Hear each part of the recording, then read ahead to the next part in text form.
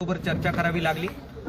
सुरुवातीला कारखानदार केवळ 2400 रुपये प्रति टन भाव द्यायला तयार होते आणि पहिली उचल केवळ 2200 रुपये मिळेल अशा प्रकारचे व्हॉट्सअप मेसेजेस फिरून एक वातावरण निर्मिती करण्याचा ते प्रयत्न करत होते।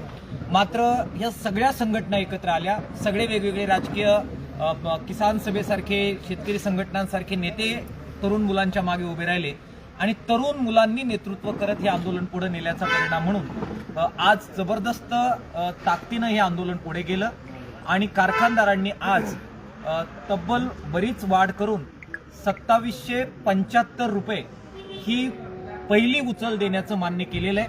आंदोलनाचा हा मोठा विजय आहे। बजरंग सोनवणे यांचा जो कारखाना आहे त्यांनी 2800 रुपये पहिली उचल देण्याचं मान्य केलंय आणि 3000 रुपयापेक्षा जास्त भाव देऊ असं त्यांनी मान्य केलेलं आहे।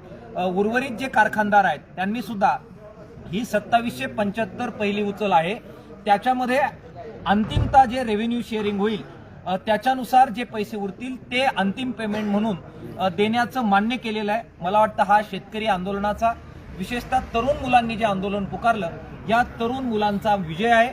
सर्व शेतकरी संघटना आम्ही त्यांच्या मागे उभं राहिलो। परभणी जिल्ह्यातील आंदोलन मात्र सुरू राहणार आहे। त्या ठिकाणी अद्यापही अमित देशमुख यांच्या कारखान्याने बोलणी सुरू केलेली नाही, ते आंदोलन सुरू राहील।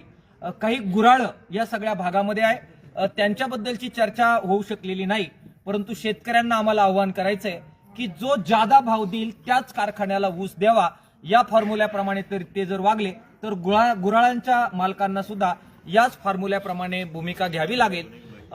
2200 पासून वाढ करत 2775 पर्यंत मजल मारून जो प्रचंड मोठा फरक या आंदोलनाने गाठलेला आहे, ही महाराष्ट्रातील पहिली घटना आहे, अभूतपूर्व घटना आहे। त्यामुळे मराठवाड्यातील तरुण शेतकऱ्यांचं आणि आंदोलकांचं मी अभिनंदन करतो।